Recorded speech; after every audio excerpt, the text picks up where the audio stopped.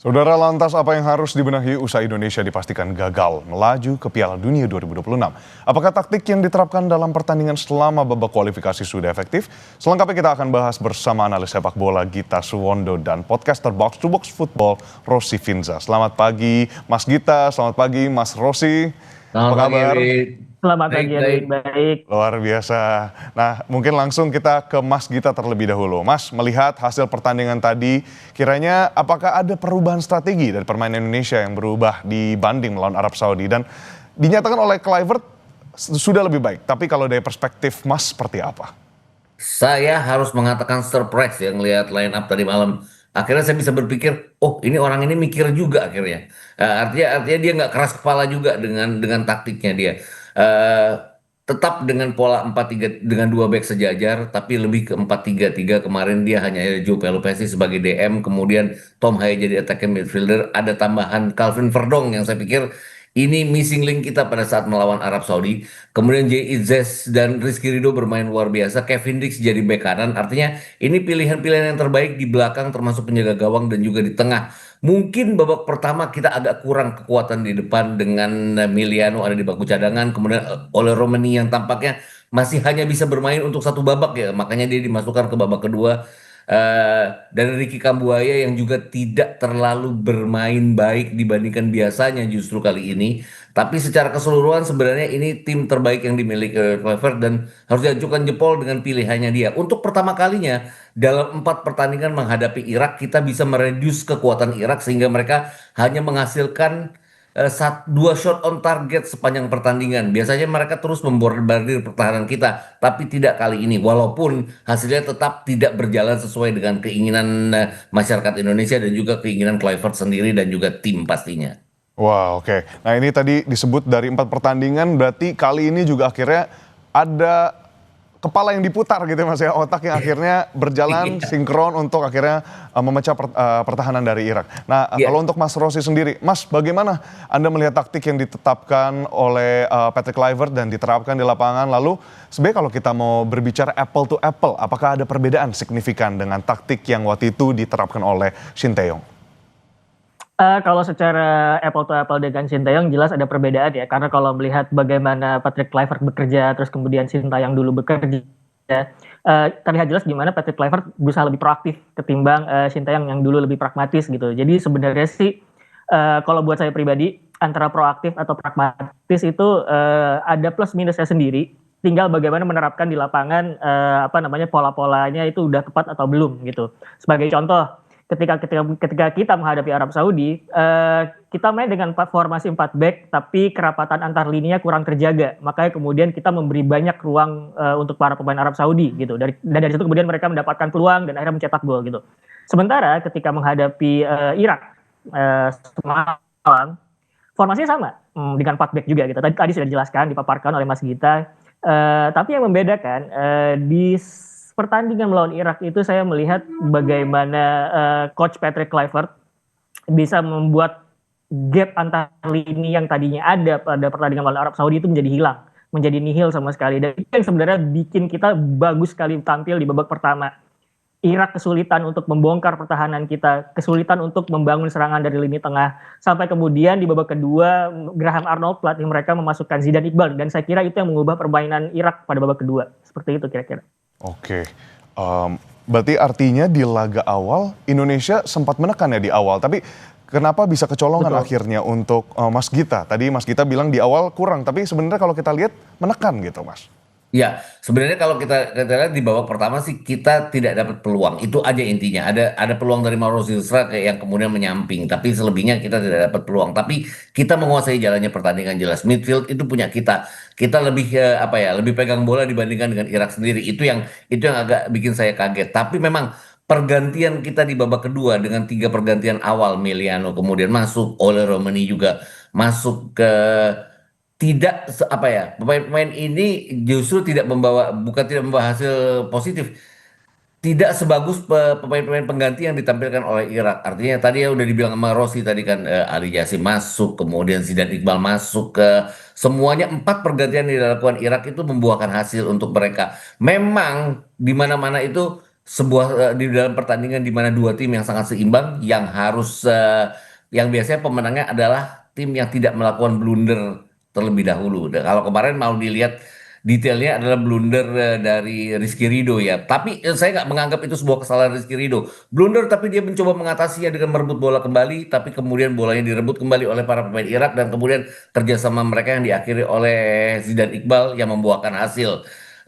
Kalau kita bicara pertandingan pertama ada blunder dari Mark Klok, tapi kemudian sepanjang pertandingan Mark Klok seperti tidak berfungsi di lapangan tengah. Tidak demikian dengan Rizky Ridho, dia bermain sangat baik, membela pertahanannya dengan sangat baik, banyak clearance yang baik, banyak bloknya yang baik. Hanya tadi sebuah kesalahan kecil yang kemudian dihukum oleh Irak itu aja. Tapi selebihnya sebenarnya kita mengimbangi Irak dari sisi permainan, tapi mungkin tidak dari sisi hasil.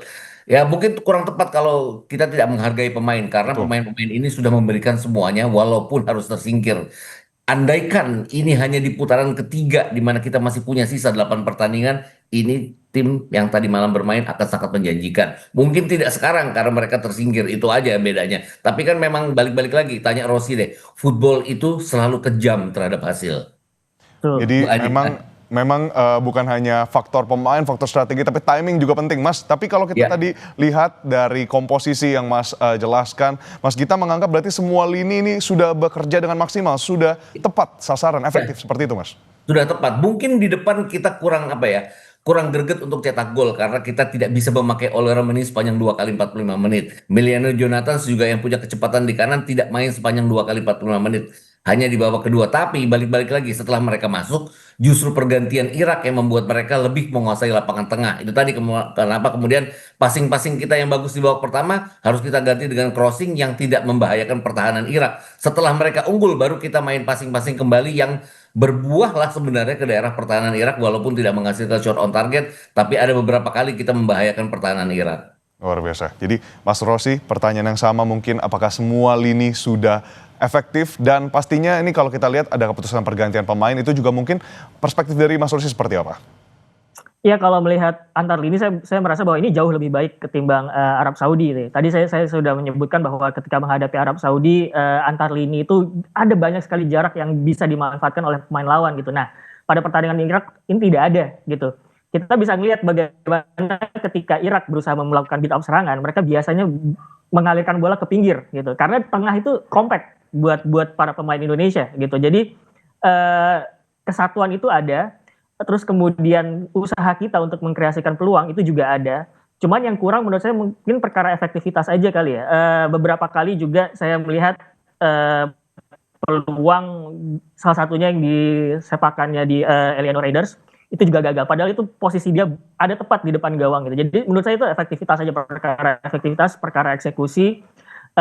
Dan mungkin kalau misalkan bisa evaluasi, saya pikir kita juga harus bisa punya combination of play di sekitar kotak penalti lawan. Karena kalau melihat banyak sekali para pemain yang berdiri tapi kurang combination of play itu agak kurang rasanya ya. Makanya kemudian kita tadi lebih banyak crossing, lebih banyak umpan direct ke depan. Jadi saya pikir kalau evaluasi itu saja kalau menurut saya. Oke, Mas Gita, mungkin mirip-mirip nih dengan Mas Rossi. Pertanyaannya adalah terkait dengan evaluasi. Kiranya dari sisi kepelatihan, Patrick Kluivert bagaimana Mas ke depannya yang harus dipertahankan atau mungkin dievaluasi dan ditingkatkan. Lalu juga apakah harus dilakukan agar talenta lokal ini dapat bersaing dengan pemain diaspora? Iya, kalau reward dan punishment harusnya ada, tapi saya nggak menganggap bahwa punishmentnya itu harus kemudian dia keluar, karena kalau keluar jadi kita balik lagi dari nol dengan kepelatihan yang baru, siapapun yang jadi pelatih, apalagi kalau pelatihnya dari luar, dia pasti kan akan bawa apa ya asisten-asisten yang baru, artinya kita mulai kembali dari nol. Ini kedepannya ada AFF tahun 2026, ada Piala Asia di bulan Januari, 7 Januari 2027 sampai 5 Februari 2027. Artinya disinilah ujian bagi Clever sesungguhnya, apakah dia bisa memainkan permainannya sepanjang pertandingan seperti halnya yang sama dengan tadi. Kalau boleh dibilang ini salah satu permainan terbaik yang dia tampilkan sejauh ini. Dan dari 8 pertandingan di mana dia salah pasang pemain, salah formasi 4 kali dengan kekalahan, baru kali ini dia kalah dengan dia formasi yang tepat. Jadi masih jangan di apa ya, jangan, saya nggak setuju juga dengan tagar dia out karena masih harus apa ya, harus diuji lagi apakah dia pantas atau tidak dan hanya dari turnamen itu dia bisa melakukan.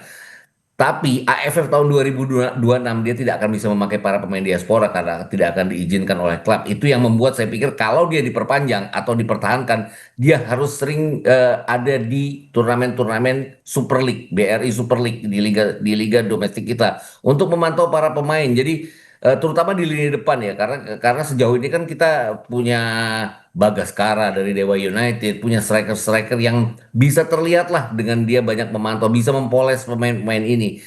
Ramadan Sananto tadi dimasukkan karena situasinya adalah kita harus mencatat kemenangan, dia menggantikan Joe Pelupesi. Ada banyak Ramadan dan Ramadan Sananta yang lain yang ada di liga kita yang bisa diperhatikan oleh Clever dan timnya untuk kemudian mencoba dimainkan di tim nasional. Karena FIFA Match di bulan November nanti akan ada 2 pertandingan, pilihan pertandingan dari federasi yang juga harus bagus. Jangan sampai kita hanya menghadapi pertandingan-pertandingan dengan lawan yang lemah, seolah-olah kita menang, tapi sebenarnya tidak ada hasilnya. Seperti halnya pada saat kita mengalahkan China Taipei di bulan September lalu.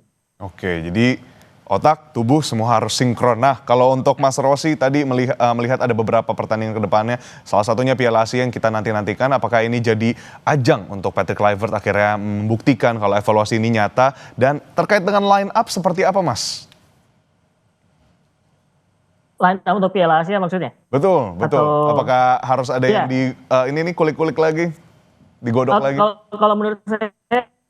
Kalau menurut saya line up yang ada di timnas sekarang sudah cukup bagus ya. Kita lihat juga Patrick Kluivert juga berani untuk melakukan bongkar pasang. Ada yang dilepas tidak masuk skuad, ada juga pemain baru masuk skuad gitu. Dan sejauh ini sih ada beberapa pemain yang saya catat bahkan dari sebelum lawan Arab Saudi, dari 2 pertandingan friendly sebelumnya, termasuk Adrian Wibowo. Itu juga pada bagus mainnya gitu. Dan saya pikir sejauh ini bagaimana staf pelatih timnas Indonesia melihat kebutuhan timnas, pemain yang cocok masuk atau enggak, sejauh ini sudah cukup oke gitu sebetulnya. Jadi tinggal bagaimana meramu permainan di atas lapangan aja sebetulnya. Kalau kita bicara soal permainan di atas lapangan, kita bisa melihat juga bahwa sebenarnya tidak sepenuhnya buruk. Oke lah kita jelek lawan Arab Saudi, oke lah kita sempat dibantai oleh Australia, cuman ada juga di mana permainan kita tepat, termasuk juga pertandingan melawan Irak semalam.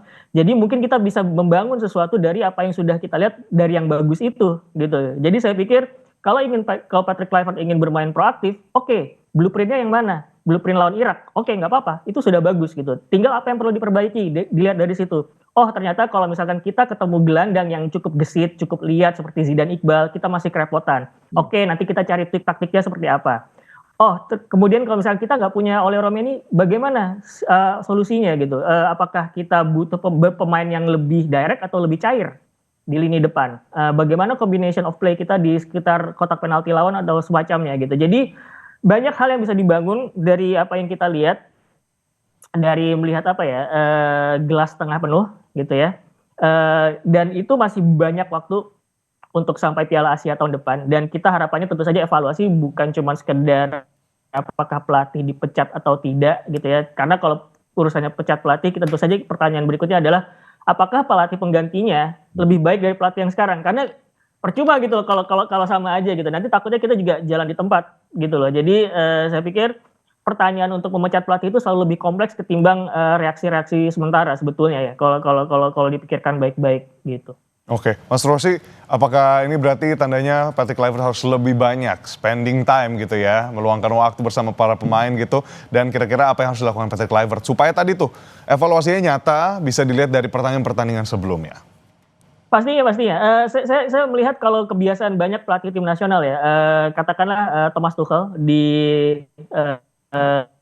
timnas Inggris, kita bisa melihat dia setiap pekan ada di stadion-stadion di Premier League gitu. Dia memantau pemain siapa aja yang bisa masuk, siapa saja yang mungkin ditepikan lebih dulu gitu ya.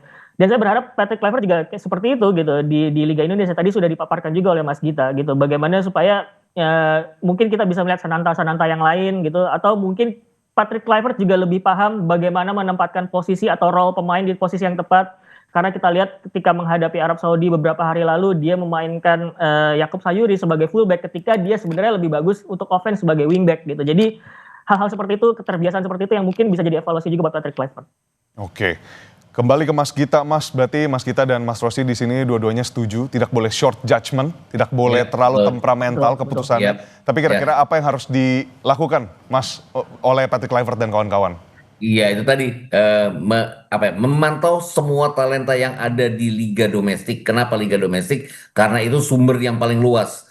Oke, kita punya pemain-pemain di Eropa, tapi kan pemain-pemain di Eropanya itu aja gitu loh. Jadi ya sudah terpantau. Kalaupun kita ingin menambah pemain, kita harus naturalisasi dulu. Kalaupun ingin memantau pemain di sana siapa yang oke, ya harus dilihat kemudian mencoba dinaturalisasi kan lebih repot. Kenapa nggak mencoba dengan liga domestik dulu? Karena kedepannya ini kan kita masih punya 2 pertandingan FIFA Match di November, 2 pertandingan di bulan Maret, kemudian 2 pertandingan di Juni, ada kemungkinan 4 pertandingan di September dan 2 pertandingan di November tahun depan untuk mengarah ke AFF dan juga Piala Asia. Jadi masih banyak pertandingan-pertandingan itu tadi asal pilihan pertandingannya juga oke. Daripada memecat pelatih, kita harus bayar kompensasi. Ya mendingan uangnya dipakai untuk membina tim ini dengan pertandingan-pertandingan persahabatan yang mumpuni menuju ke AFF dan Piala Asia. Gitu. Oke, berarti dua-duanya sepakat kita ya, dan semuanya pastinya apresiasi harus tetap diberikan kepada timnas Indonesia yang memang kalau saya bilangnya bukan pupus gitu harapannya atau pupus jalannya di Piala Dunia, tapi harus kembali jadi bekal untuk pelajaran berikutnya di dalam ya laga-laga berikutnya yang akan datang seperti yang tadi Mas Gita dan Mas Rosi bagikan kepada kita. Lalu juga tadi ini highlight yang menarik karena harus berkaca dan juga harus melihat potensi dari pemain-pemain di Liga Domestik. Nah itu menurut saya yang jadi sorotan ya pada dialog kita pada hari ini. Terima kasih analis sepak bola Mas Gita Suwondo dan podcaster Box to Box Football Mas Rosi Finza atas waktunya bergabung bersama kami secara daring. Jangan lupa tidur Mas. Yes. Terima kasih. Sehat-sehat selalu.